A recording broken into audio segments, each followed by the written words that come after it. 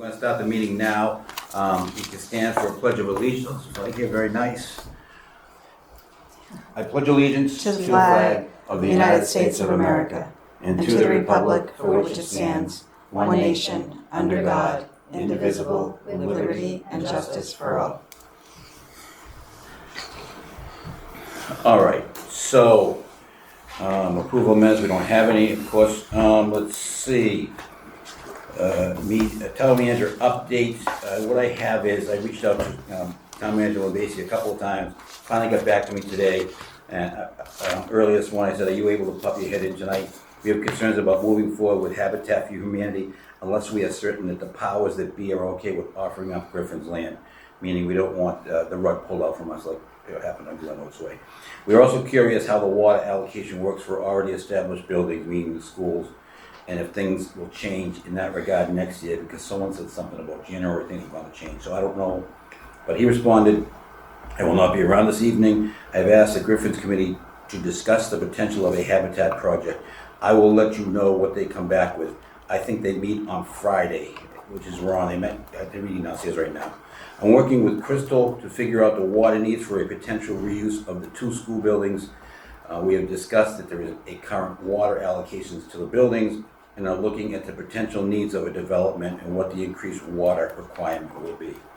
Hopefully we will have an answer sooner than later. It looks like Judy has some good information for you to deal with this evening." So that's our response. Well, actually, you had something about this. Pam was going to have some information to give us. We'll talk about it when we get time. So next on the agenda, so that's the town manager update. Not much, maybe not much going on.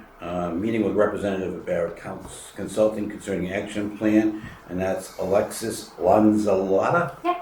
Wow, awesome, thank you. Welcome, Alexis. Thank you. Did you want to wait till we discuss the other stuff? Yes, Okay, yeah, if you that's don't what I mind. thought. I think I received an email from you or from Judy, yeah. Judy, yeah. Thank you. Discussion of North and Center Schools' historical status and the water availability. And you can jump in at any point, Alexis, please, Okay, feel thanks. free. So before, you know what, I got an email from Judy too talking about this, I think. And of course, I didn't print it out. Was it about the historical status? Yes, Yeah, so I think that was in the same email. yeah, okay. And if I recall, I think she was talking about getting, what it would look like to get like a preservation plan Yep. scoped.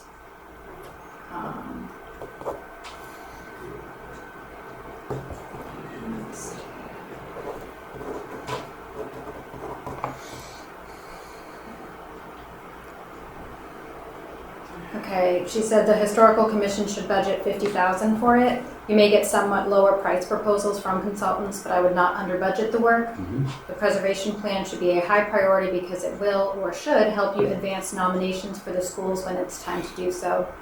As for the National Register nominations, they are a little harder to estimate because we have no idea how much existing information the town will be able to offer. You should probably assume $25,000 to $30,000. Okay. So she was talking about a community-wide preservation plan, which is not, I'm gonna put another hat on, I'm actually chairman of the Historical Commission too. That meeting was not tonight, that was other committees that I'm on, but, so we were talking about trying to get things in order because the Historical Commission for the last 10 years has kind of been dormant, hasn't done anything, and the town has a list of historic properties in the town, and that hasn't been touched in probably close to 30 years. A lot of them are gone. A lot of properties can be added to it. Currently, you start at the town and you work your way up to national. Okay, what goes town, state, national. They're not even on the town list. Those two schools. So we talked at our last meeting about trying to get them on the town list, and that requires us researching them, which obviously volunteer board like this is a little tough. I think that what When you say us, you meant us or the historical commission? Historical Commission. Okay. Okay. The $50,000 was for a community-wide preservation plan, which should tie into that too. So I think the Historical Commission is going to continue work, starting at ground level at the very beginning, researching them and trying to get them the paperwork started, because it's not that hard to get on the state list. It really isn't. But to go farther than that, I mean, an example is Abington has a National Historic Register. I believe we just have I don't even know if the depot's on there. We have Island Grove. That's it. You know, and that was a big undertaking. So I just don't know if we're going to stop to try to get the North. You know, it would really. It would be terrible if we got them on the list and then they get torn down for a project. So I just want to make sure it's worth our while, but it's not going to cost anything for us to research and get the ball started. I don't know if I have anything else to add on that. I was just hoping that I would get an answer that says, yes, you want to get them on the historical because it would benefit the town and you would receive a lot more money and there'd be a lot more options to do something to the schools. I haven't really gotten that answer yet. From Judy? Yeah. Okay. I mean, So- you know what I'm saying though, right? Yeah, so my understanding, because she and I were talking about Yes. this, is that for the historic preservation, the tax credits that a developer could get, Yeah. which would also, supplement other funding sources Sure. like low-income housing tax credits, together just makes that much more funding available. So I think, all of the examples that I'm aware of school rehabilitation projects, conversion into housing, are using those historic tax credits. Right. So, I mean, that's the benefit, is it just gets you more funding. Right. Beyond that, I'm not sure what other benefit there would be, but I think that is the primary reason. The property does not have to be on the National Historic Register, but to be on the state, it would help. And being on the state doesn't require a lot, just some work from the Historical Commission. I do like the idea, though, one meeting next week about asking for some money from CPA to do this community-wide preservation plan, which would help for other projects and maybe eventually help for this one. So we'll probably work on that. And the Historical Commission will work on doing some research on those schools. We all know a little bit about it, but not much. It's kind of funny too, because down in the meeting I was just at, they were talking about Deborah Sampson. Have you heard one of the Revolutionary War days? And she dressed as a man. And I go, that's funny you said that, because there's a mural of her inside the North School. Remember, I think I sent you a picture of it.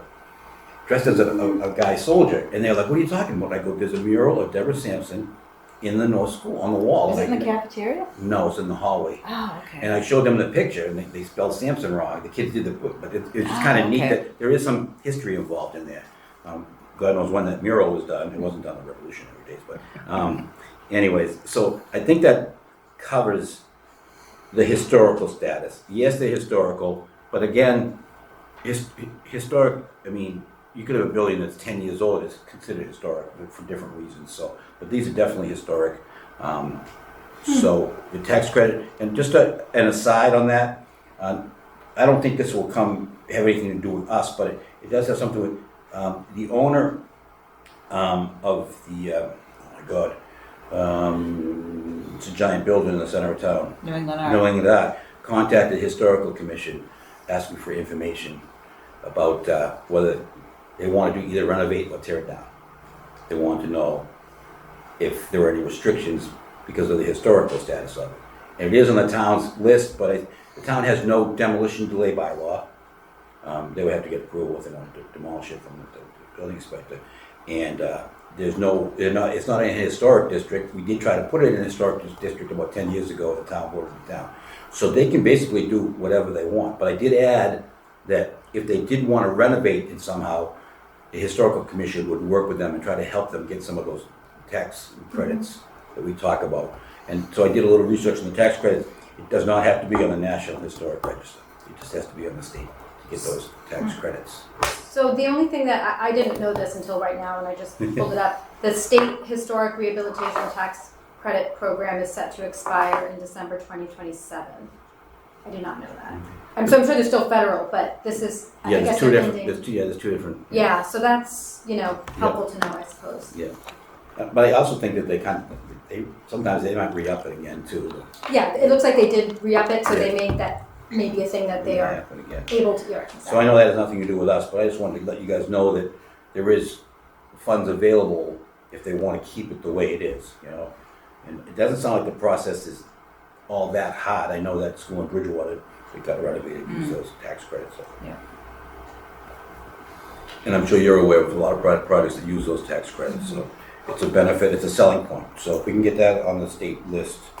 All right, so, and water availability, you said you might have Pam talk to the water department about these schools? Yes, so I spoke to Pam this afternoon, unfortunately she couldn't make it, but she went to the water commissioners meeting last meeting in July, and they said they have what is called a water bank, and there's 220,000 gallons of water in that bank. With everything on the list that's already on the list, development and people applying for water, like if you're putting an addition on your home or whatever, if all of those developments get approved, there would only be 69,000 gallons left, and one fire would use that up very quickly. They wouldn't even be able to have enough water for the entire fire. And they're not able to approve anything water-wise at this point, including Zero Summer Street, which will use a lot of water. That's a big development here in town. Mm-hmm. They're looking for 37,000 gallons a day initial usage, and they also asked for 7,000 for irrigation, which has already been denied. Sure. So that's what I know. So, but then we talked about the town manager said there is current water allocations to the building. So I would think that if they, I don't know what the allocation was. I mean, you had 300 kids in the school flushing the toilets. You would think if there's 12 seniors living there instead of 300 kids, the allocation would be able to handle that. That's just my thoughts. Mm-hmm. So I don't think that's, however, if there's gonna be a bigger development put into one or both of them, then maybe I can see the water, but there is current water allocation in those buildings, you know, so. I don't know, it doesn't seem like our questions are answered completely, but Right. I understand there's a water bank. Do we have to go, because the buildings have been dormant and the water shut off, does that mean the water is no longer? But it says there's current water allocations to the building, so I would think that in that pool, there's enough water that they were using, so it doesn't seem like questions are answered yet, but that's irrelevant, not irrelevant, but we still have to wait for the town manager and Julie to get back and talk about how they're gonna proceed with, you know, bid documents or what their plans are. Right. It sounded last time we talked to him, the water was holding him up, so Yeah. I don't know. That's my understanding. Yeah. So there's Yeah. clarity on that. So do we, as a board, go to the water department and say, can you tell us how much water these buildings could have? You know? It's kind of vague. Is that on purpose, or is that, I don't know how the allocation works. So do we want to put something in writing? I could write a letter, you know, just saying, you know, what, how does Can it you give work? us a roundabout figure Yeah, exactly. of what, What could you go know. there and how many, you know, okay. So, I will do that if that's agreeable to the board. The letter, and what I would do is I will share it with the members.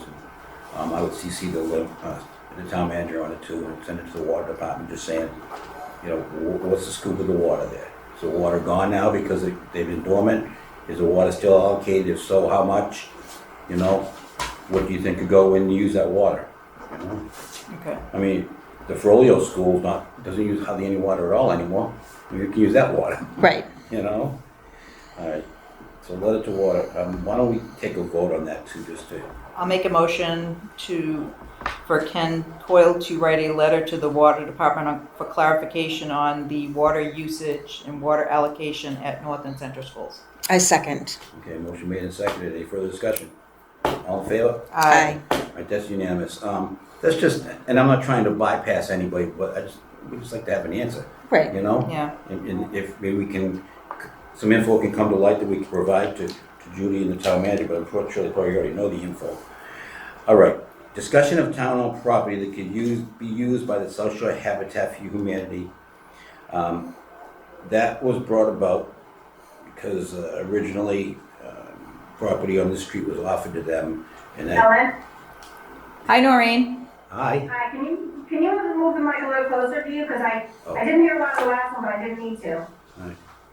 So I couldn't really hear too much. Okay. Sorry about that. Can That's You okay, I speak didn't louder really if need the to be mic's part not of that, connected to the but Zoom. I'm gonna repeat anything. the mic's not connected to the Zoom, so, okay. Well, we're gonna yell then. Don't get mad at me. Can you Can you hear me? I I can, yes, All Can you right, hear me? yes. Okay.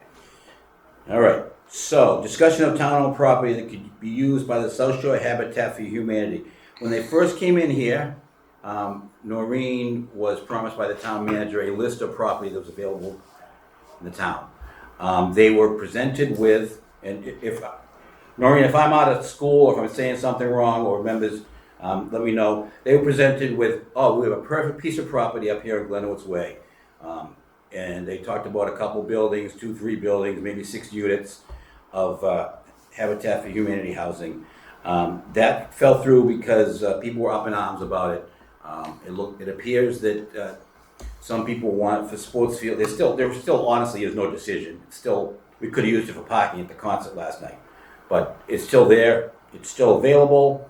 Some people in the town, the Board of Selectmen at the time, decided to not do anything with it and investigate sports uses. Whether it be pickleball or soccer or street hockey, I think was mentioned. Right, street Yes. hockey was the main one. Right. So but before that, there was not a list presented of town property to the Habitat, as far as I know, right, Noreen? You were never given a list. We never actually got a list. In our first discussion with Scott, he had said they had vetted a lot of town property and there wasn't really a lot available at that time. Mhm. A lot of them had issues that they really couldn't get around, like wetland crossings and conservation and that kind of stuff. So I never really did connect with the assessor. I'm open to that still, if that's an opportunity. But he felt like they had vetted a lot of the property, and at that time, what they came up with was the Glen Lennox Way. Okay. What we came back with was, an opportunity that came outside of the town, which would be a different opportunity, which would be 871 Plymouth Street. Yep. And that's an opportunity we have just because it's a property that has, it's part of a HUD-related note sale, because it's a reverse mortgage, that there's no heirs that actually are looking to acquire that property. All right, hold on. That's new to us, and that's the one that we presented to you after Glen Lennox Way. I felt that like got tabled because we were one of the top 3 choices at the town meeting when I took a straw poll. Yep. Okay, hold on one second, Noreen. So we'll go back to the town-owned property. So we have a new member on our board. She's not that new anymore, and she's been around the town. She knows a lot of things. She brought up the possibility of Griffin's Dairyland Farm, Griffin's Farm, whatever they call it, Griffin's Farm now. There's a portion of property on Patterson Street. Right now, it's a parking lot that's gated off that no one uses, and there's also I think a part of it is a Christmas tree farm. And I'm gonna go way back to the olden days when the town bought that property. I was on the original committee, and our recommendation was to sell off some of the portions, and we recommended to sell off 3 portions on Patterson Street. And I'm pretty positive that they left stubs. The sewer department was putting sewer in the street. They left stubs for that purpose in case it was to happen. So I guess I brought it forward to the town managers. I didn't feel comfortable because there is a group called the Griffin's Farm Committee that oversees the property. They don't sell it, they don't rent it out, they just keep it as farmland. They have a community farm up there on the other end. So I didn't feel comfortable just saying, hey, we're taking this land. So I asked the town manager, because I didn't want to be embarrassed like we did before with the Glen Oaks Way. I said, can you find out if this is available land? I don't have the email in front of me. I just said, we want to be certain the powers that be are okay with offering up Griffin's land to the South Shore Habitat for Humanity. So my understanding is he sent an email to the Griffin's Dairy Committee, Griffin's Farm Committee. Their meeting tonight is on their agenda. I poked my head in there, and they said they voted not to do anything right now because they want more information. So Okay. the good news is they didn't say no. So years ago, Noreen, this is Suzanne. So years ago, years and years ago, they looked at that land, that area to put a brand new senior center. And they went another option, another way, but the land was looked at. And there were a lot of discussions over it. But they just decided to do, the town at that point decided to buy a church for a senior center.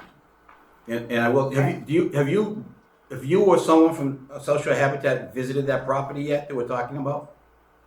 So we do, the way our process works is we kind of do a lot of behind the scenes research through, Sure. GIS mapping and some, public records. Yep. We typically don't walk any land until we get permission from the owner. Yep. So I knew this was kind of, I think it had been designated open space, I thought. So until we have a conversation where someone lets somebody know that we can walk it, we don't walk it until we know that everybody understands why we're walking. So who would have to give you permission, a selectman? So the good thing is, there's a walking path there, so you can walk it all you want. There is a walking path. There is a walking Okay, path, I did not know that. but the walking path. path, That's doing the research on that, he was on vacation last week, Yeah. so after talking with him, I was not able to connect with him to see, but that is helpful, if it's public area where we can walk, it's we a, do that, you try to get permission and make sure everybody's on board, but if that's walkable through walking path, I will talk to our guy next week. alright, so the property is pretty big, what is it, 60? I think it was 35 acres, Yeah, even more, I think, than that. But that portion that we are referring to is underutilized. So in other words, the other end has a parking lot and a community garden, and the path starts there. The path doesn't actually go on the property that we're referring to. It goes on the side of it, It goes on though. the side of it, yes, behind it. Yeah. But basically, it's a paved parking lot with a gate that never opens. I don't even think it's paved. I think it's stone dust. It's stone It's dust. stone dust. So that's what we are talking about. Okay, and I think what we want to know, and I'm sure the Griffins people want to know, is what would you put there? What is acceptable? Because I will tell you that looking in that property on the right hand side, there's like a 3-family house Right. there. There's a multi-family. So, and it's across. Recording in progress. And it's across the street from a condominium complex, which is a little bit off the street. And right around the corner, literally a stone's throw, is Abington's first Habitat for Humanity house on Charles Street. So I don't think, I don't have a problem with it. I think it's a great use. We just have to sell it to, first and foremost, the Griffins. Then if the Griffins people are on board, I'm sure that the Board of Selectmen would endorse it, because I know at least one of them is going to endorse it. the one who mentioned it. So Suzanne is on this. She's a Selectmen's liaison, and she's the one that brought this forward to us. And we were like, "Duh!" right there in front of us. So, So I think that's all, I'll follow up with our team later this week, and I said he was out, the guy that was gonna take a look at it, virtually. And, I think you had said, I might have missed this in the beginning, but I believe I heard there was, like 3 sewer connections on there. I believe there are. I have to research it, but I know that we were told that they would leave them there in the street because we envisioned houses going in there. We had envisioned 3 single-family houses, but that's something different. Okay. My suggestion to you is go on Google. You probably already done it. Go on Google Earth. You can see exactly what we're talking about.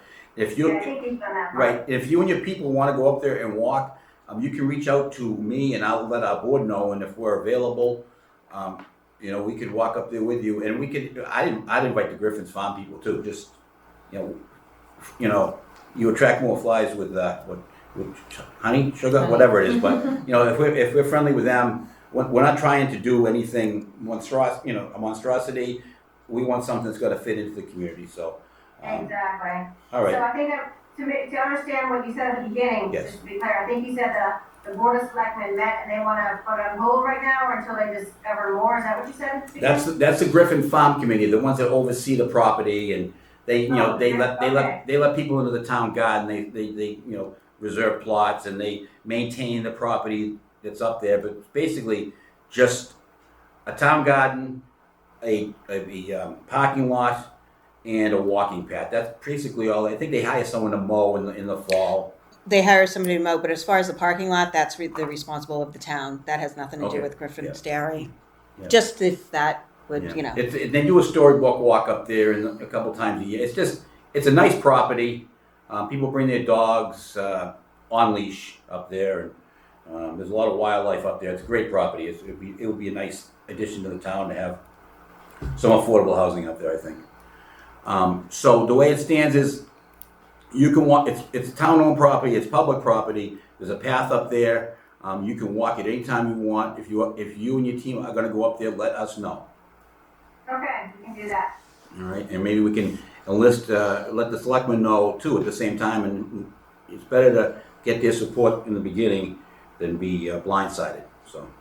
Well, exactly, yeah, we want to make sure that they knew. Yeah. So it looks to me like the town and the Griffin Farm owns it.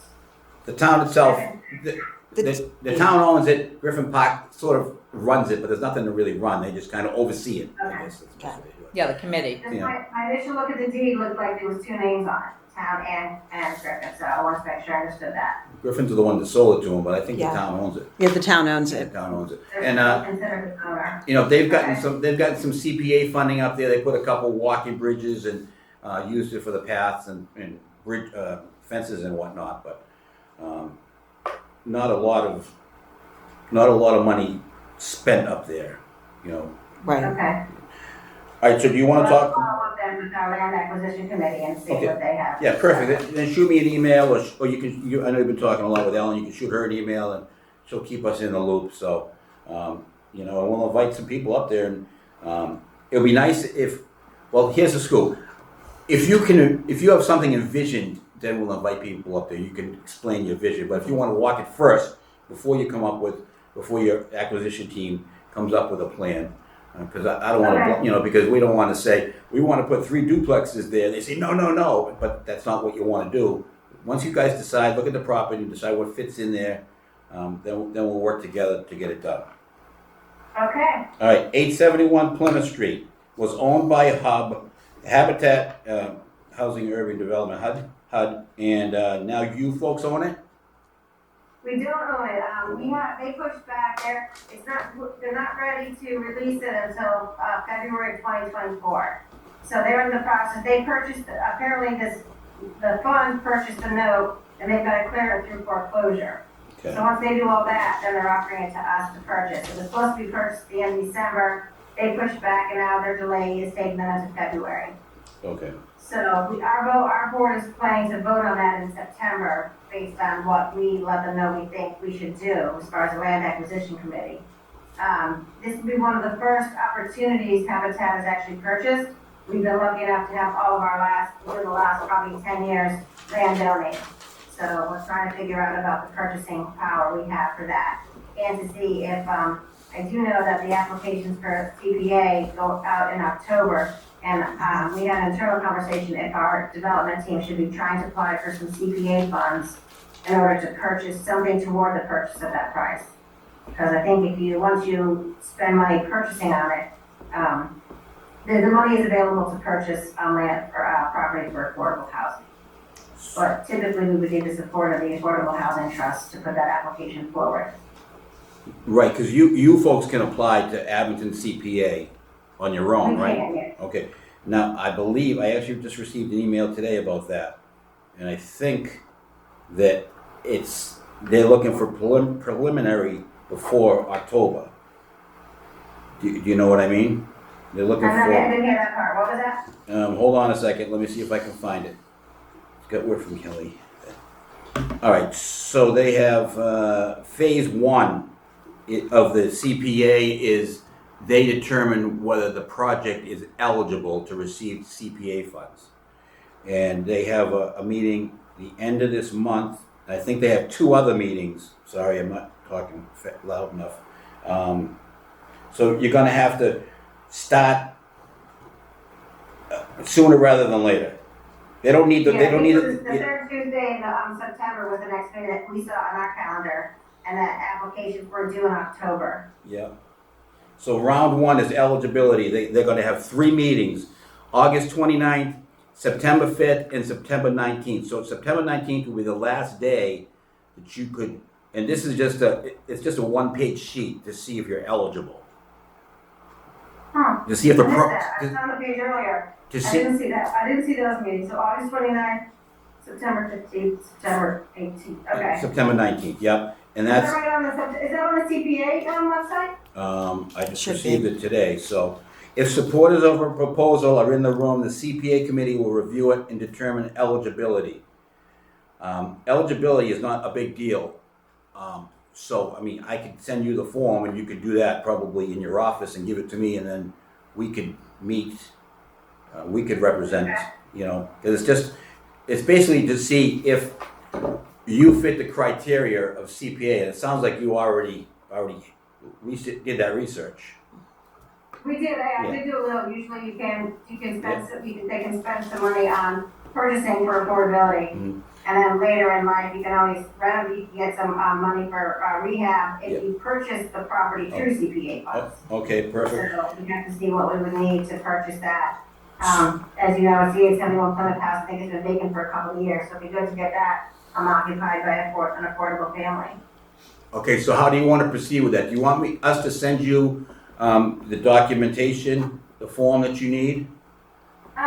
If it's the one on the website, I think I can find it, but since I'm having a little trouble hearing you, yes, why don't you send that to me? Yeah, it is on the website. Okay, then yes, I did see the eligibility one. Okay. Somehow I missed the date, to be honest. I knew there was a September meeting, I did not see the, August one. So, we have a team meeting on Wednesday with our development team, and I'll make sure someone from the development team put something together for that August 29th meeting. Yeah, all right, let us know what meeting you're gonna be at, because we will come and speak on your behalf. Okay. I'll probably take some kind of vote tonight, but, you do have two other chances. You have September 9th and September 19th, but after that, if you said the have 5th. September And I don't 5th know and about September that one yet. 19th. I just received that Okay. today, but Yeah. they changed it. Actually, Ellen's on that committee. Ellen here is on this CPA committee too, so if something changes, we can let you know. And then after that, after you've done round one, to make sure it's eligible, the grant is decided on the October and November meetings. Right. So, if you do end up going to one of those August 29th, September 5th, or September 19th, please let us know so we can attend. I will, definitely. Noreen, I'll let you know. I'm not aware of that September 5th meeting at this point. I do have the September 19th, but I'll be at the meeting next Tuesday, and I will let you know what Okay. the dates for sure. Thank you. All right, anything else you want to talk about, Noreen? Those are the two. Okay. I'm supposed to figure out what's going to explain. I think we lost out on that, but yeah, that's fine. We'll push through it again. You know, I know Scott had said they vetted the land. And I think I mentioned last time, I know they looked at town-owned land, but I do believe that there's some privately owned land out there that people have been told for years they cannot build on. And there's a chance we can build on that through the comprehensive 40B program. So I'm still willing to meet with the assessor if they want to take some time and kind of maybe show us if they're interested, some privately owned land that people have paying taxes on for all these years that there's a chance we might be able to build on, get it out of their pockets. Okay, why don't we do this then? Why don't I will contact the assessors and ask if Social Habitat for Humanity, in conjunction with the Housing Trust, can be put on one of their agendas. I think they might meet in the afternoons, though. I'm not sure. Thank you, yeah. And then I'll get you a date, and I'll CC you on everything. And I think I know, is Ann Welch still on that committee? I think she's an assessor. She is. Yeah. There's some good people on that committee, so we will, and what we'll do is we'll let them know ahead of time what we want to talk about, so they can hopefully come forward, and Exactly. we'll ask them. We're looking for a list of. Is that all right with you? Would you like to come to an assessors meeting? Yeah, that's fine, I can do that. I've never been to one myself, so. All right. Well, I get lots of homework now. I get more. I'm getting more too, I think. All right, so I think I feel good. We do like 3 things. We'll work with you guys on this, so that's good. Anything else you want to talk about, Noreen? No, I think that's it for now. Okay. Well, thank you for attending our meeting. We appreciate it. Thank you, And Noreen. thank you Thank for you. accommodating me via Zoom. I had a double meeting tonight, so I couldn't be at both. That's okay. But when your acquisition team is going to go look at that property, if we're available, some of us will come down. Absolutely, Okay. thank you. Thanks a lot. Thank you. Good night. Have a great day. Okay, bye.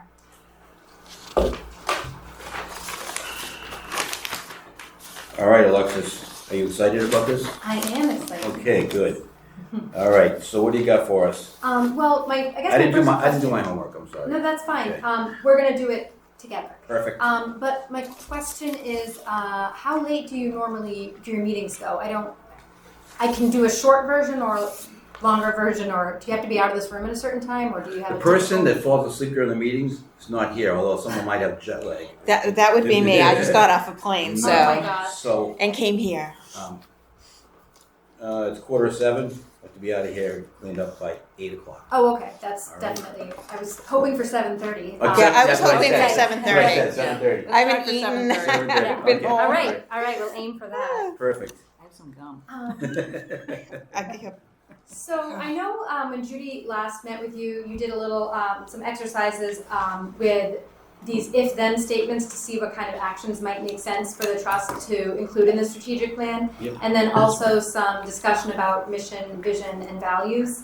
And so we're just kind of continuing that so that we can begin to draft your plan. So I'm just going to give you, oh, I forgot, over here. I'm going to give you just a very brief refresher on what this if-then model is and how it will help us figure out what strategies should go in the strategic plan. And then we also have, I think, what will hopefully be a really helpful exercise, this packet where Judy has listed quite a few suggested activities just to kind of see your response to them. And she has them broken down into first year and then second and third year activities. And just to kind of have you discuss as a group, do those actions make sense? Do you agree that it should be in year one? Should it be later? So on and so forth. So that'll be kind of just like a group discussion that you can fill in as you talk, and then ideally I can grab these back from you. But first we're going to do the if-then exercises. At the very end, I just wanted to go over what Judy noted for the mission, vision, and values discussion. And just see if there's anything you'd like to add, and then talk about next steps, which I see on your agenda. You also, talking about scheduling upcoming meetings, we can discuss that together. So I guess the first thing I would put in front of you, so I gave you two things. One is a packet, and the other is just a little one-page handout. I would have the one-page handout in front of you, because that's what this first piece of our work is going to focus on. So the way we want to think about the actions that you want to do and how they support your broader mission is to think of it as kind of an if-then statement. So you need to kind of consider the following. What are the available resources? So in terms of a logic model, those are like your inputs. What are you putting into the model? What funding sources are available to the trust? What staff support is available? What other boards and committees might be helpful for you to work with? Other community organizations like Habitat for Humanity, that sort of thing. What are all the resources available to you? Those are kind of like the inputs that are going into the model. So those resources then allow certain activities to take place, the actions that you want to do as a trust. And then those activities will yield certain outcomes or effects. And that's like the output that the model would generate based on, the recipe is basically you have these resources, you do these activities with the resources, and now here's the outcome of that. And the idea is that these actions, it's kind of like a cycle really. It all aligns with your stated mission. So when you're considering, a few years down the line and you're looking to do a revamped strategic plan, you'll already have an established mission and vision and values, and every action really should align with that established purpose, really. And then you act in accordance with your mission to achieve your broader vision, and I can define all these again later, but and your vision is grounded in your core values. So that's how those things all relate together.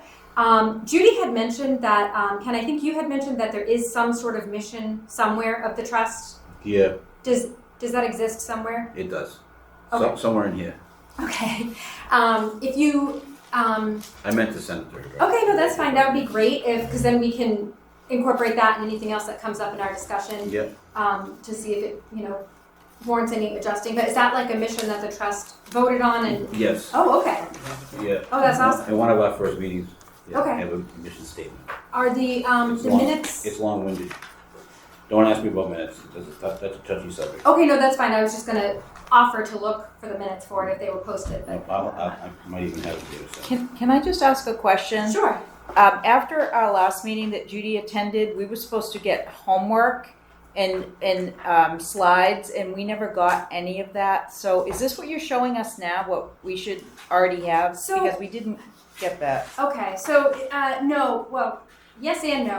My understanding is that, I think in the presentation she gave last time at the end, she said, she wanted you to do, some if-then statements, but I didn't realize that she was going to have sent that to you, so. Yes. Okay. So we didn't do it because she said she would have it to us by a certain, she Okay. wanted it back from us by, I think, August 11th, Okay, and we hadn't gotten it. So I think that's part of the confusion for us. okay, that's fine. We're gonna just get through it together right now. All If right. that's okay with you. Yep. Okay. Here it So the kind of process here, I use that term input, which is really the resources. That's what you're gonna discuss and fill in on the sheet. And then the activities are what do you want to carry out with those resources? And then what are your measurable results and outcomes going to be that you want to happen from there? So your activities, they kind of correspond with your mission. These are the things that you do as a trust. And then your outcome, what the trust achieves after a certain, after a number of years, or that's your vision. What do you want to, how do you want to see yourself in 5 years? How do you want the community to see you and describe what you do?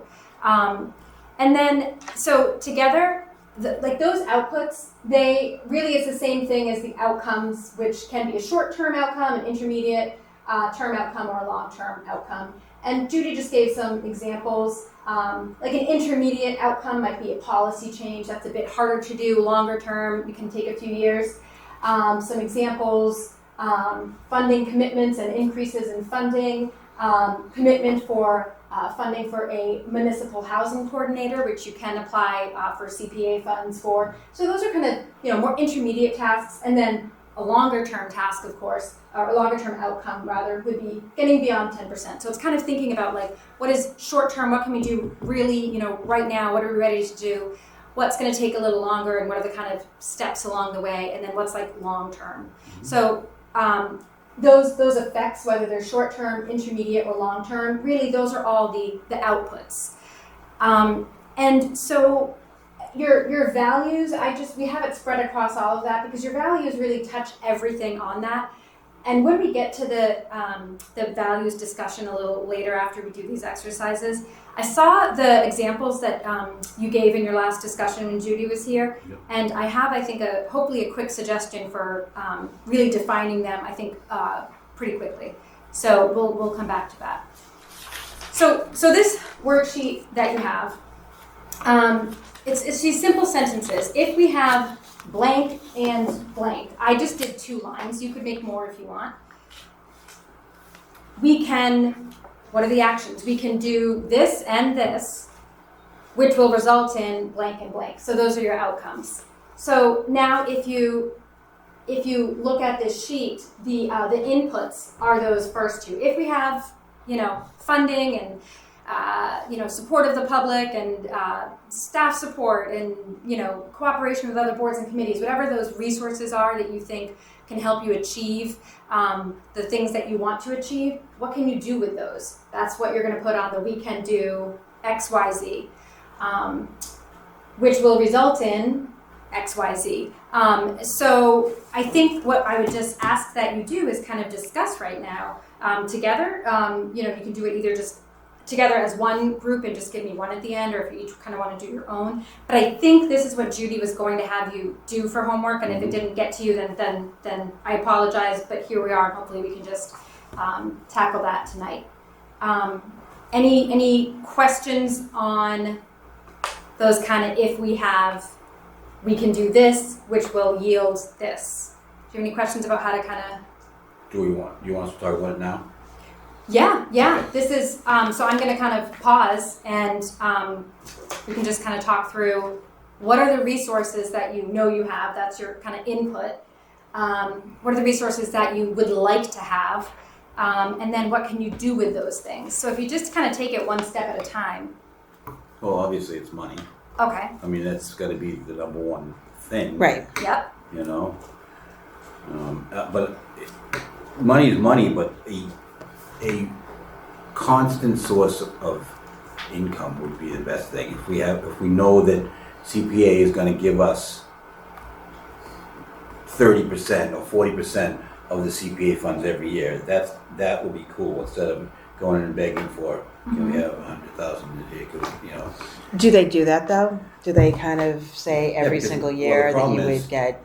Well, we don't wanna give it because we don't know what we're using it for. I said, we don't know what we're using it for either. So there are communities that do that. You still have to apply for it every Oh, year. yeah. But they call it like, it's like kind of standard wording they use, that they're applying for like a housing opportunity, money Okay. for a housing opportunity fund, so that they can act on opportunities that become available. Right, exactly. And so these communities, like I know Hingham does this, they still apply every year and they Okay. always get it. It's just in practice. Like you were saying. I think that's where I was going. You Yeah. apply for every year. They're just not gonna, I think put that. maybe I'm wrong, but I think I think Cambridge gets 80% of the CPA funds every year. Wow. Some crazy number. Whatever's left over, they get it. Wow. No, It just goes no. right to the trust, or? Yeah. Their Wow. affordable law gets 80%, and the other 10 goes to the parks. And, Yeah. You know, So there are towns where the CPC may say no to that. I guess it depends on the committee that you have, Right. and they may say, well, no, we want to see a specific project. But there are towns that do that, annual application for an opportunities fund, and then when it gets low, they may apply for a larger chunk to replenish it. a lot of, I'm not going to say this isn't a bad thing, but the CPA might look at it as, this is our money. Well, what are you going to use the 250,000 you want? Well, for? that's what, the problem. right. So, Because we don't have a solid plan in place. We have a lot of vague things like, we want to do this, we want to do that. And then they said, well, why should we give it to you? And I go, well, we got $250,000 from you already, and we haven't used it. We're not spending it foolishly. We are waiting for the right opportunity, and it takes money to do that. So, I mean, I would love to get at least a minimum of a third, because we're supposed to get, it's 3 different things, They have to give us 10%, and that's basically what they've been giving us. right. So do they, if there's no housing funds, if there's no application for any housing related project, do they just keep it pooled on, like in Yes. their own? Okay. Yes. But the last couple of years, we've been asking for, Yeah. 100,000 or 250 or something. And have they given it? Yeah, last year was kind of a struggle, Okay. but they give it to us, yes. Okay. But they don't give us everything we asked for, because I think I asked for 250 and they gave us 100 or something. I don't remember exactly. Yeah, it was a lot less, because they want to see a plan of what we want to Yeah. spend the money on. Right. We tried to explain that at some point we might need a good chunk of money for a project, for a developer, for Right. example. And they said, well, then we can go back to fall town meeting and appropriate that money, but that's It's sort of almost not too, the point. Yeah, Right, it's almost right. too late to do Once it's that. in your hands, you don't need town meeting's blessing. Correct. That's right. Right. And so, But let me go back, because education is the key, because Yeah. they sat here and they didn't know. One woman was arguing, and I respect her a lot. She was arguing, well, we can't give you the money. Town meeting's going to have to approve it anyways. I go, no, that's not the case. Once you give it to us, it's ours. We can use it for what we want. No, it's going to have to require town meeting vote. I said, no. Once the CPA funds go to the Affordable Housing Trust, it doesn't require a town meeting vote to be spent. was she saying though that town meeting has to vote to approve the CPA? No, anything that we use it for. Oh, So yeah. that's why it's an Yeah. education, Yeah, Right. yeah, I You know. see. So, if you want, I can, I pulled this out recently for another project I was working on. I can share with you the warrant, not warrant language, but the application language that in Hingham I know the trust uses. It's just very clear why they want it. It's just, Yeah. they explain why they need money on hand for opportunities as they arise. I also think if this strategic plan is hammered out, or at least a draft of it, Yeah. when you have to apply for those funds, that can potentially help, because they're like, what are you doing with it? Well, here's our strategic plan. We even went, that can at help. the last CPA funding, we asked for $50,000 for the strategic plan. And we also said, we don't need it because we have money that we can use, but we just want to be open and say, this is how we're using the money, and you can reimburse us for this 50. And they did, after a little bit of discussion with everything. After a little bit of discussion, they realized, we want to come up with a strategic plan, and we have the money to pay for it, but we'd like to be reimbursed for it. And they were okay with that, Hmm. after we explained that. Okay. So anyways, I think money is the key. A reliable, not reliable, what do you call it, like a ongoing, Yeah, ongoing, ongoing stream. yes. Okay. I just make sure. An ongoing revenue stream, I think would be Okay. the way. That sounds good. Yeah.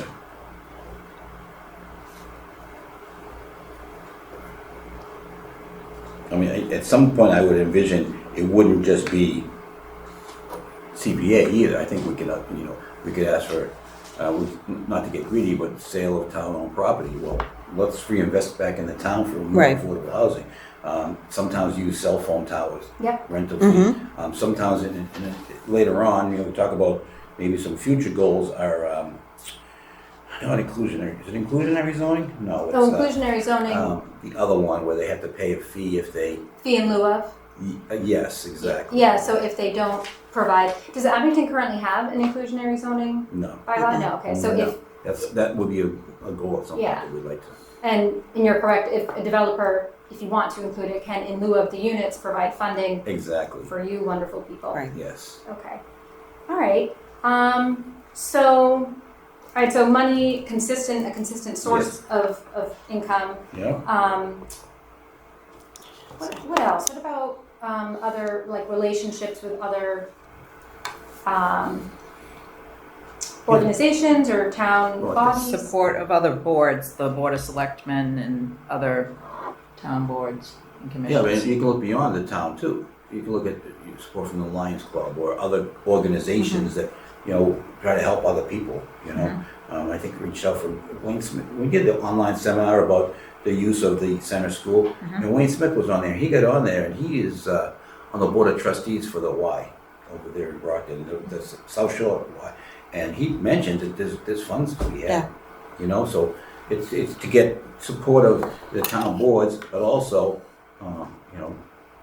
is it regional or what,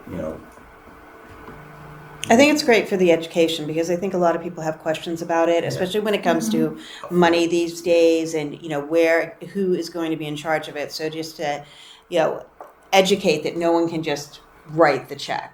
But also, Just the someone. other big thing is too, I don't want a Section 8 house next to mine. This is not what we're talking about. This is Right. affordable education about, maybe that's further on down the road, but the education about what affordable, I mean, and Yes. I don't know if you know the woman that worked for Judy Barrett that did the center school. Yep.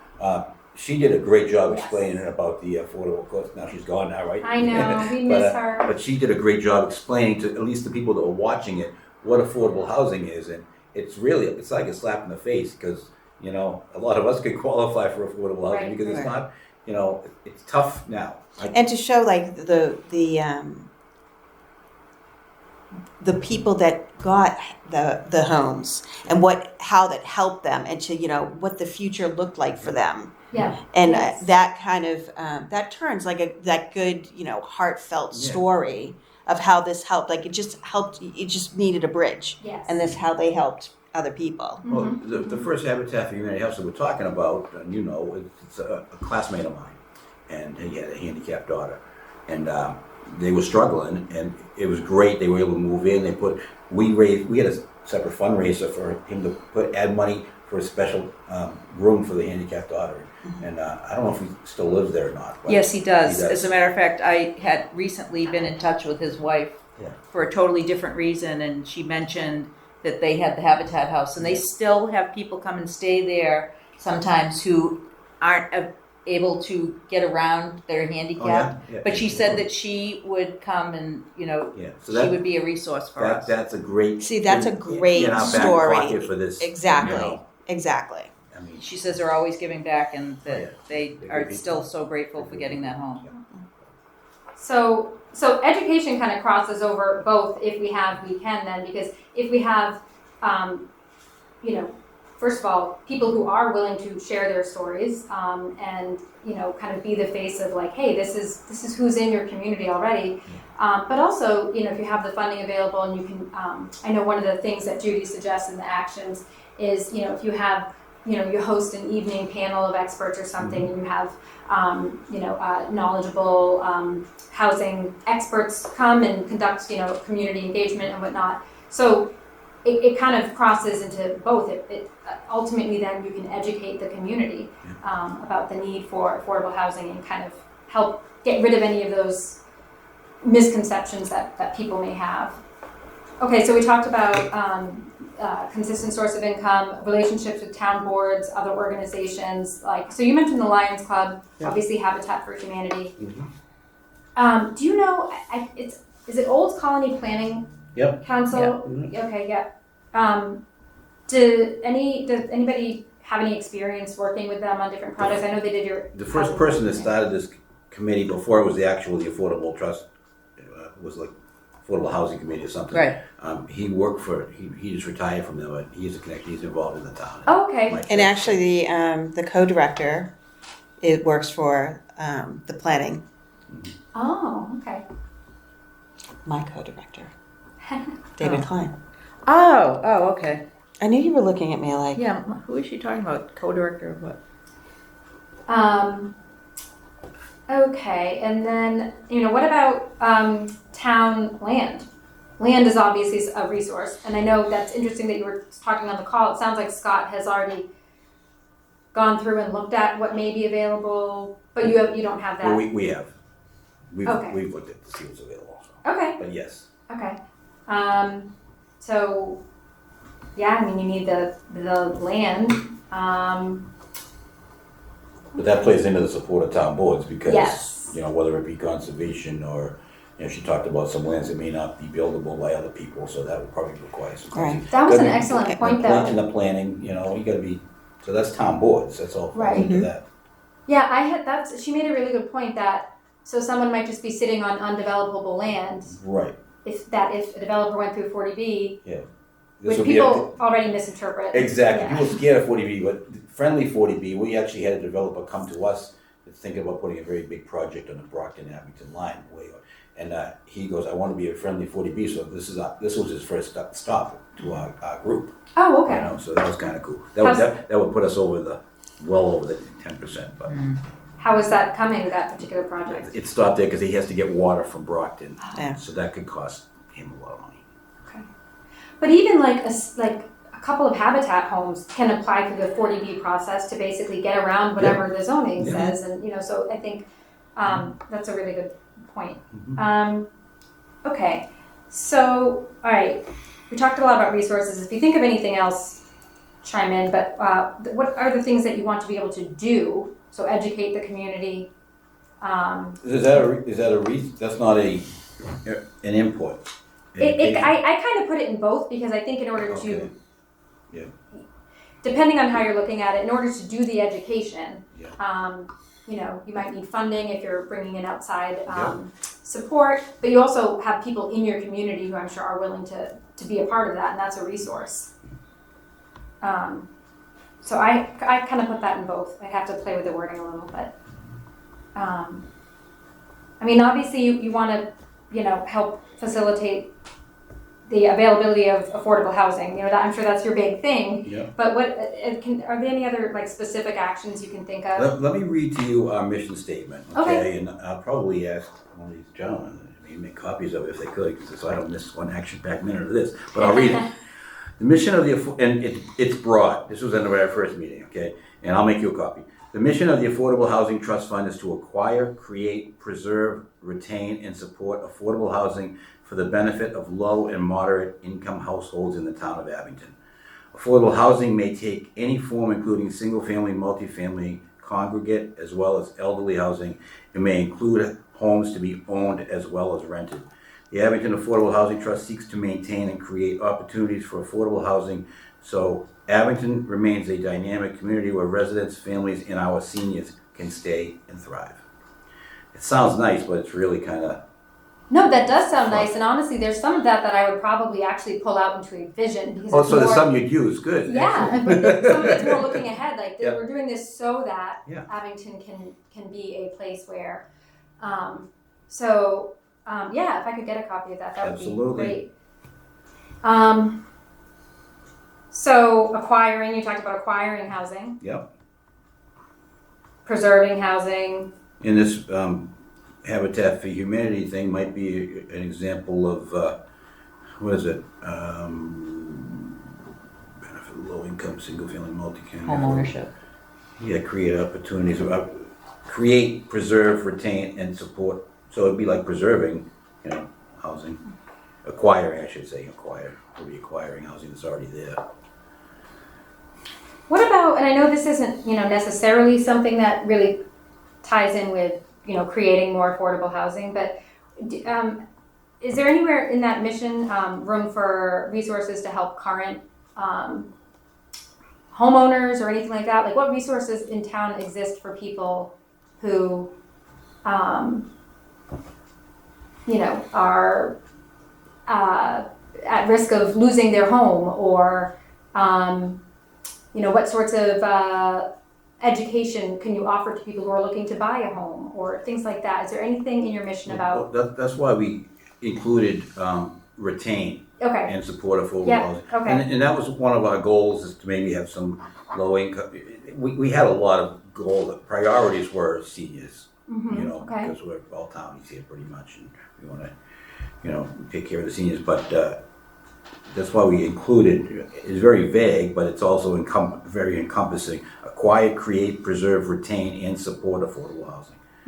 So, and also family, multifamily, congregate, and elderly housing. So that's why, and it doesn't include, it also, as well as rented, is in there too. So it's not just, so that rental support. Yeah, so a trust with their funds, they are allowed to provide rental support assistance. Yep. I think if you're supporting an owner, I actually don't know of any examples of trusts that do this. There would have to be some sort of deed restriction or something involved with that. But okay, so you kind of capture that with the retaining housing. Yep. Okay, are there any other actions that you think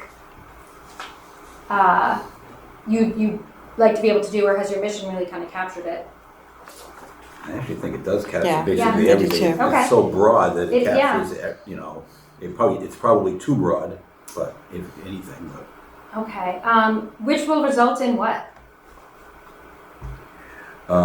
Creating opportunities for affordable housing, so Abington residents remains a dynamic community Yep, okay, so I think that's where the, residents, families, and our seniors can stay and thrive. So what about, the other thing that I was thinking of really kind of diving into that I'm not sure how much this group has looked at, but like for the housing production plan, it's still active. It was done in 2019, I think. yeah.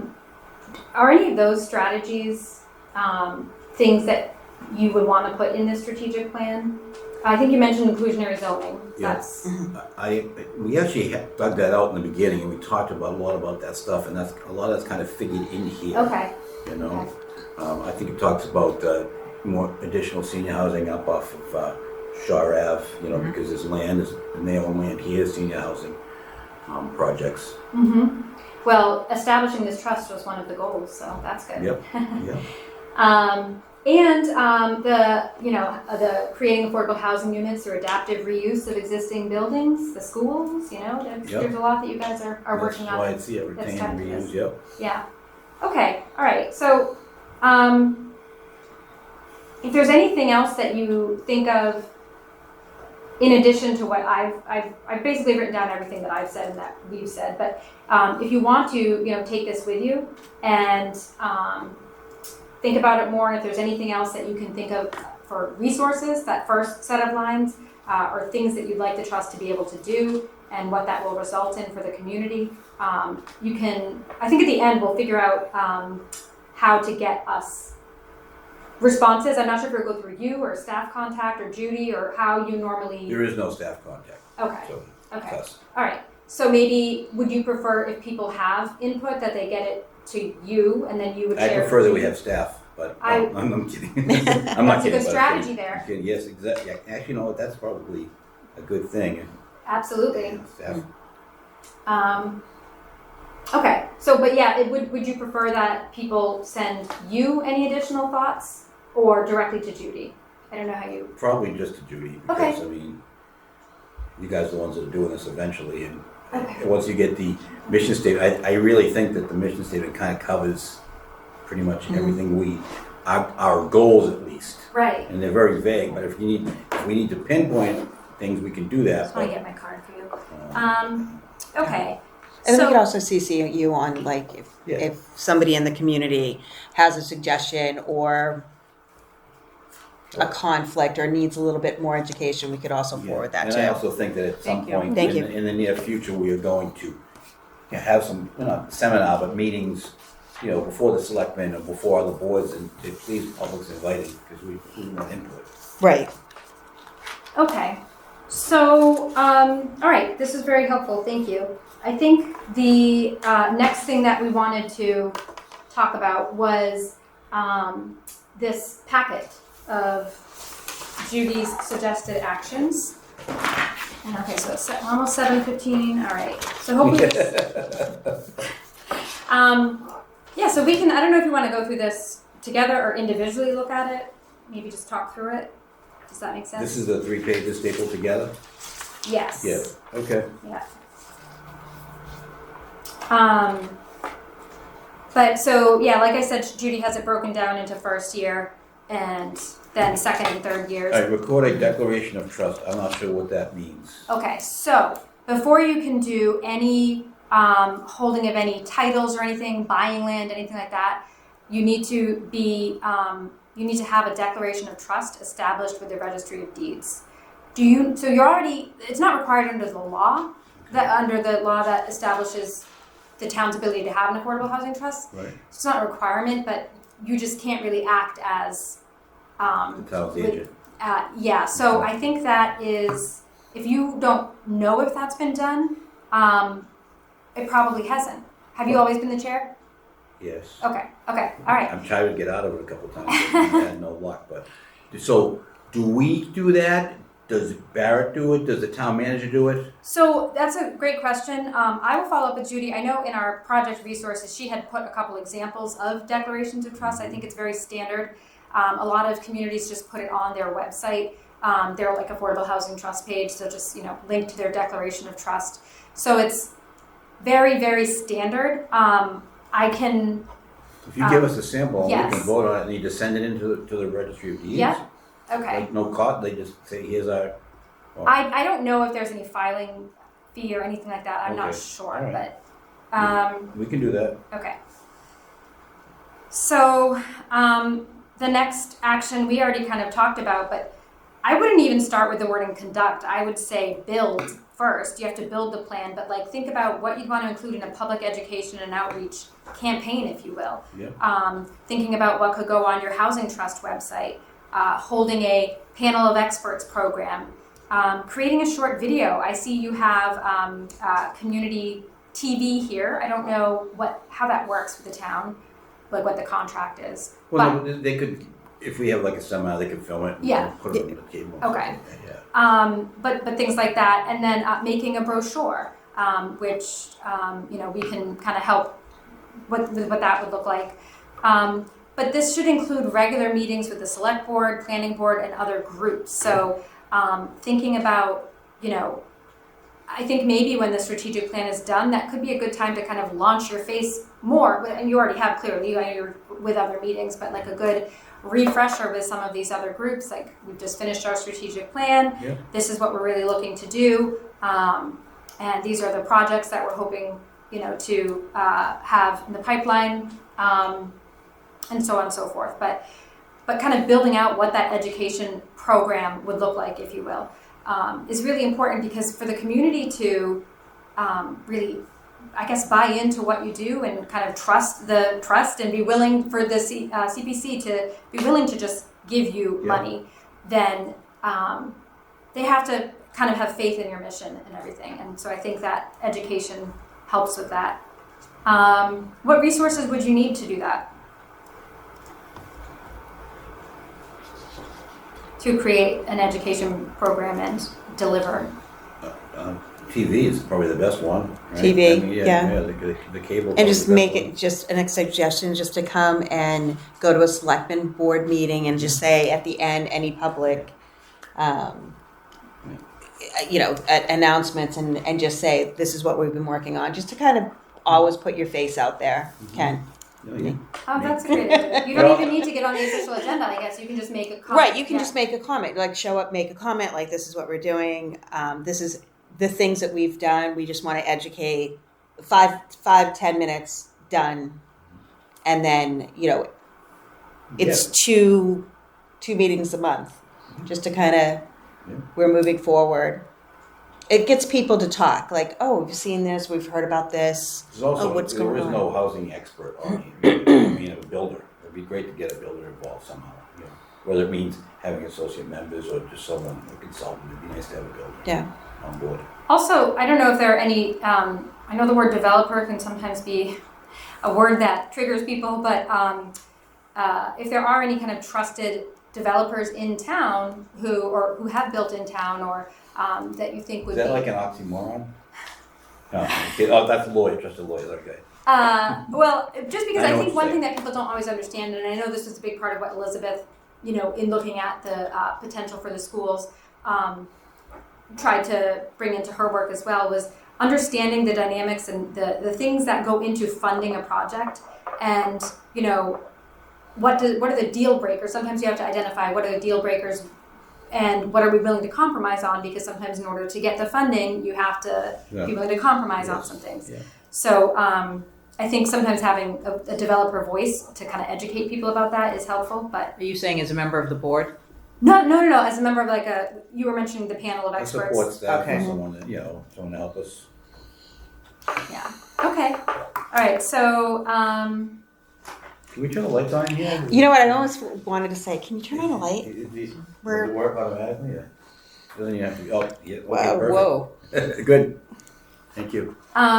so the next one, it's a little unclear because you haven't yet read the second year or beyond strategies, but it's identify, analyzing opportunities to begin implementing future strategies. So I think resources that you need for that would be some sort of regular scheduled time on your agendas to go back to your strategic plan and reflect and say, okay, what do we want to focus on next? What are we, in order to actually complete this in year 2, what do we need to be doing now? So I would say a resource needed to be able to be looking ahead and identifying opportunities to execute your strategies. It would be good to have as kind of either a standing item on every meeting or every other meeting, review of the strategic plan. So I think that resource is just time on. Yeah, once we have a strategic plan. Right, we'll exactly. Update it yearly or whatever, yeah. Okay. And honestly, I also think your HPP is a good resource for that as well. HPP? Yeah, the housing construction plan. Oh, yes. Okay. So this honestly, this next one, if you turn the page, you have to kind of flip it. Yeah. This is a bit hard to do without staff support, to be honest. But maybe it's something that OCPC could help with. But a lot of times, a community's subsidized housing inventory is not always correct. It may have things missing, or for a variety of reasons, it just may not be correct. So I don't know. I think you're at 7% I believe. No one seems to know. Someone said we're 9-something, really close. It may have just gone down because they just Oh, they released just for the came up? 2020. Oh, okay. Right. All right. Yeah.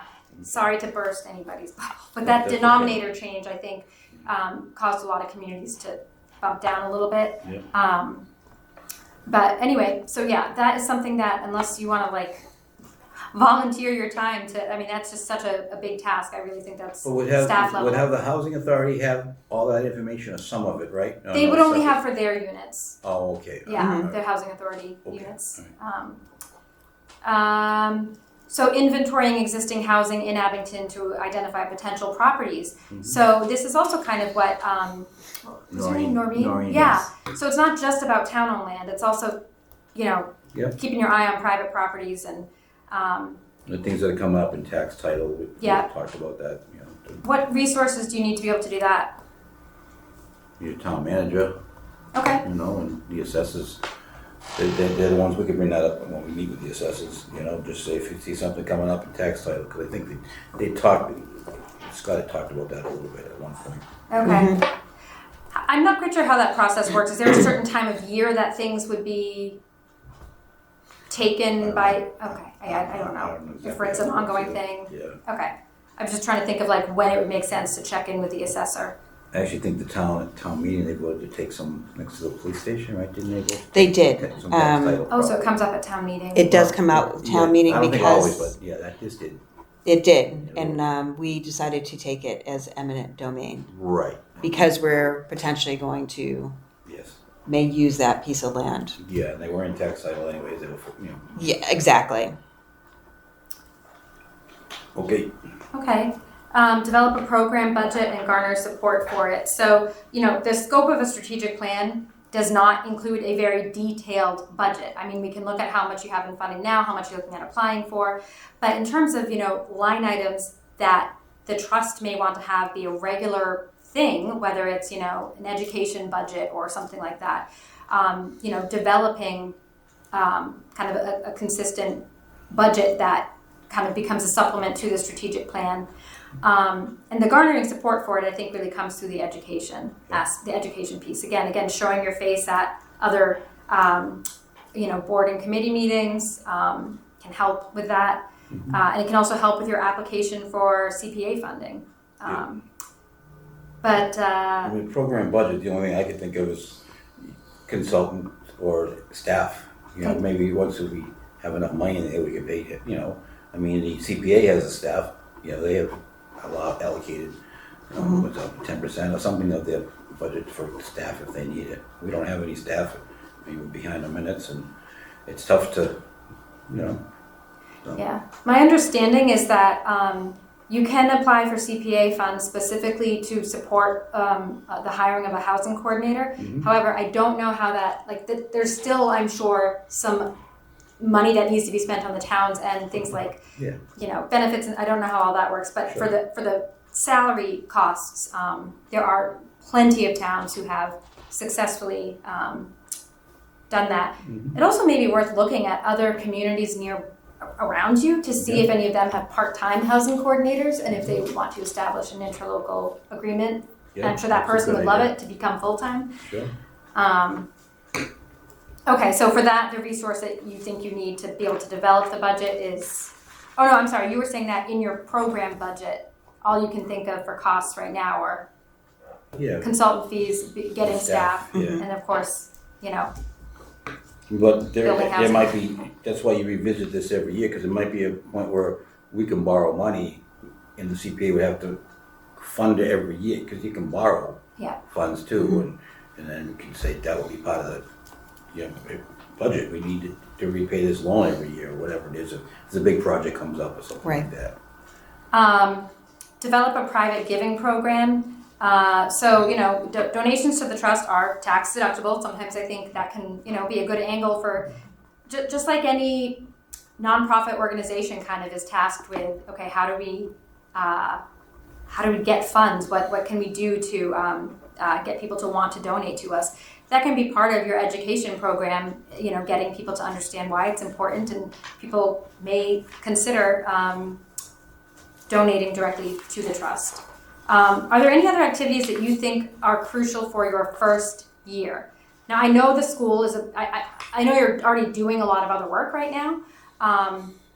So I don't know if that can be tied into an activity of continuing the currently ongoing activities that are already in place, which sounds like you have with the Habitat, the schools, although I don't know that there's going to be any more to do in terms of issuing an RFP until there's more clarity on things Right. like the water and And right now, focus should be on education and creating an ongoing revenue stream, I would think that would be. Judy 100% agrees. That is that's why she didn't put things like issuing an RFP in the first year. If it happens, it happens. It's Exactly. not even up to us anyway. Right. If it happens, it happens. But That's right. your focus on what you can control for this first year is about developing, community education, a plan to get your face in the community. And the third priority, as far as I'm concerned, is to work with Habitat for if something happens, it happens, Right. But I mean, keep that,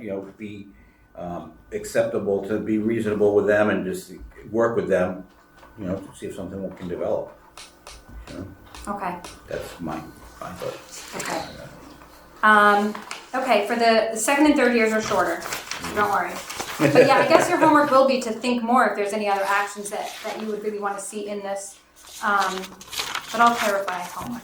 No, there is one other action too. I would love us sure. to partner with the housing authority Ah, to use some of their property yeah, to increase okay. housing for Abington. So housing authority partnership. Yes. That is a good strategy. I don't know what the board feels about that. You probably feel okay with that. Mm-hmm. I mean, that's, I'm the chair of the housing authority. Oh, okay. All right. Okay, we'll zip through. Meeting with nonprofit developers to identify potential opportunities for the town to partner with them. I think the reason this is a second and third year is there's really no point in doing that until you've done that legwork of identifying the town properties, looking at potential private properties. So then once you've done that, it's kind of proactively seeking out developers. I mean, one way to do that is through an RFP, but Yeah. even informally you can do that. Are there any resources that you think you might need for that? money. Money, time, that's like always the resource, right? Yeah. It is, isn't it? Mm-hmm. Yeah. Yeah. Okay. Oh, did I skip? I did. That's okay. I did. Okay. Is Habitat for Humanity is a nonprofit developer, Yep, correct? yep. Okay. Mm-hmm. So you're already doing Look at that, we're already on the third year. Yeah, isn't that great? I skipped page 4. I'm just going to stop talking and let you read pages 4 and 5 while I pull up my final slide for you. And I would say if there's anything you disagree with or want to add, Okay. you can let me know when you're done reading it. But yeah, so pages 4 and 5. What's ADU? Accessory dwelling unit. And I ask that every time. We had briefly discussed that too. Yep, we brought that up. The bylaw. Well, this is all pretty cool stuff.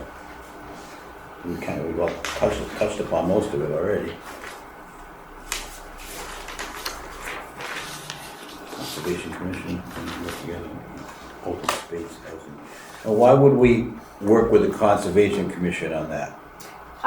Because, well, honestly, for one reason, it is there's often just this divide, not even among the Conservation Commission necessarily and the Affordable Housing Trust, because I feel like often people doing this work, they understand you need to protect open space and people need housing.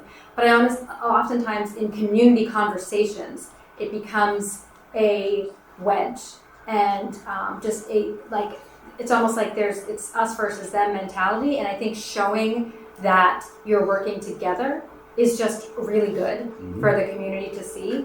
But also, I think if there is, if you met with them, say if there's a developer who wants to do a LIP that maybe includes, I don't know if your community and its zoning has like a cluster development bylaw or open space residential design bylaw, I'm not sure offhand.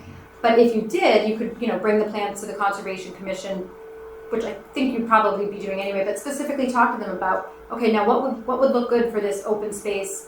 What should we be considering in terms of, contiguous open space and things like that. Just having that conversation open, I think, really helps get the community to see that it's not us versus them. Questions on any of the other? I don't think so. Okay. So yeah, homework thing number 1 is if you don't mind taking these home, and I think I put on the last slide, by August 31st, if you could, in fact, I'm just going to go to the last slide really quickly and I'll go back to that. Yep. I left the contact person blank because I wanted to ask you who they should send it to, and you said directly to us. So I would say, if you remember to CC me, that would be lovely. Okay. But if not, I'll just, Judy and I will keep talking about it. But email any follow-up exercises to Barrett by Thursday, August 31st. Okay. And so that includes this. Okay. And then, so the next plan is that we're hoping to provide a draft strategic plan, which includes your mission, vision, values, strategies, and all that by the end of September. Then you can review the draft strategic plan and provide comments. And then we'll amend the strategic plan if necessary based on your comments. And then also in our scope is attending a meeting to kind of do like a preliminary training for you about, you know, how to kick off a lot of the strategies. So we would do that as well. Now that I hear your CPA timeline, I really want you to have a draft to be able to, were you planning on applying for any funds this year? Yeah, we do every year. Okay. Okay. And basically, it's just give us $250,000, please. Right. I mean, not give us whatever, you Give know. us some money. Yeah. Okay. All right. And when they say why, we'll say because of this strategic plan. Right, that's my hope, is that you have at least a draft that you're comfortable Yeah. telling them about, even if it's not in the application. But okay, so does this look good to everybody on the homework? Yeah. Can you send us I will, that? I will. Yeah. I Okay, yeah. have that email from Judy. Okay. And I think we should just combine all of ours so she's not getting like, or Sure, do but you are want? you gonna, you're not gonna meet again? Are we before August 31st? No. Right. So maybe we should just like kind of combine everything so we're not like repetitive. How can with we our do- How homework? can we do that? You're not gonna stay tonight and do it. No, you can just send it. Send it to me. I'll put it all together and I'll send it to Judy I and I'll really CC you. appreciate that, but it's no worries if I know you're not meeting again, so. We all kind of mostly agreed on everything anyway, so it's Yeah. not a big deal, Okay. you know? Yeah. Okay, yes, but I just didn't know if any, Put you down know, your are email missing. address. So you want us to email you this form, basically? Yeah, Yeah. so the thing is, so I'm going to email you kind of a recap of this, Okay. and I promise I will. Yeah. And then you'll have my email anyway. But yes, so one of the requests will be to share this back with us. The very last thing I just wanted to say, I was going to go over the mission, vision, and values that we got from you last time, but your mission statement's fabulous. I want to take it and play with it. The only thing I wanted to ask you about to think about, and I'll include this in my email, these are the values that you talked about. Mhm. And I want you to think about values that are just nouns or adjectives. Like usually a value is, inclusivity or, oh, you had a good word in your strategic plan. You had a good word in your strategic plan that I lost. I mean, in your mission statement.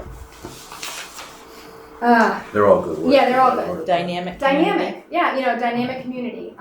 So it can be like a noun phrase, but rather than be fair, that's more like an action. Fairness, So Yeah. if you could Okay. think about values that you think define your work that are either nouns or adjectives, that would be great. And I will include that in my email. Okay. So those are the 2 homework assignments. Okay. Okay. Thank you. Sorry you went a little later. No, you're fine. Thank you, I appreciate it. Do we want to schedule another meeting real quick, guys? And I would like to get it before the CPA meeting so we can vote on. Linda. And so this email is gonna come to. Tomorrow. Yes. It'll come to me, because we do it 2 hours on here, so they'll get it. Do you want everything to go back to you, really? Yeah, I'll I put it so all I'm gonna ask them together, to fill it and then out. I'm going to send it to you, and then you can look at it to make sure, because it seems like if we're all saying the same thing, like why send 5 of us to Okay. go? So just send it to me, and Okay. and then can you Then you need tell it- Pam and you want it back by, August 31st To do the same would be thing? great, but yeah, I'll send it out to, once I get it, I'm gonna send it Yeah. out to all the members and just Okay. say, we need this back, please give it to Suzanne. And, and just copy my email into it, and then yeah, I'll put it all together, and I'll send it to you. And if there's any corrections or you want to add something, okay. What were the dates of the CPA, September 5th? Well, the 5th, which, And- like I said, I don't know about. Right, I just got that And then the today. 19th. Alright, so let's plan on having everything done by the 19th. In other words, we need to vote before we have to meet before the 19th so we can, if there's a draft, we can kind of approve Okay. that. But we want to do some CPA articles, at least one, Want to meet on the 12th? where you're traveling to now. Hey, look at she's right. She is. I'm not going to be around for that Okay. week. Okay, Okay. So the CPA is meeting the 5th, according to what you said. So and the 19th. we'll have to do it another day of the week. You're gone for that whole week, right? Susan? I'm gone for that whole week. Okay, so either Monday the 18th. Actually, do you know when the next select meeting is? 11th and the 25th. Yeah, the 11th. All right. I'm just going to sneak right into that one. And then hang out. You're not gonna be here for the selectmen meeting. I'm gonna be here for the selectmen's meeting. You are, why don't we meet before that? Okay, that's fine. All right. Oh, that's a good That's idea. what we do. Yeah, that would be Okay. perfect. Okay, so September 11th. A little bit earlier because the meeting starts at 6:30, selectmen. Yes, 6:30, so can everybody be here at like 5:15, 5:30? Yeah, I can. Yeah. 5:30? Yeah, 5:30. And then we'll continue after you leave if we have to go anything, but the important stuff will work. Okay, perfect. That's September, Okay. next meeting. All right, perfect. We should have some stuff in place, we'll, And then I need a copy of that, if you can send me a copy of that, Yeah, I'm that gonna would make be copies right great. now. Oh yeah, the is that You the need a copy of yes? it. I would love a copy. So, do we need to discuss anything else? I just wanted to mention that Abington Bank is having a first-time buyers homeownership seminar on August 22nd and 29th Mhm. in Taunton. You can look on Abington Bank's website to get more information. It's the 2 nights, it's 5 p.m. to 9:15 p.m. in Taunton. And they're going to discuss how they will help people qualify for special mortgage products, provide tips to improve their credit, and prepare them as they approach this most important life decision. Wow, that sounds kinda like the same person that wrote this. Vision statement. Do we need anything else? I need a motion to adjourn. I make a motion to adjourn?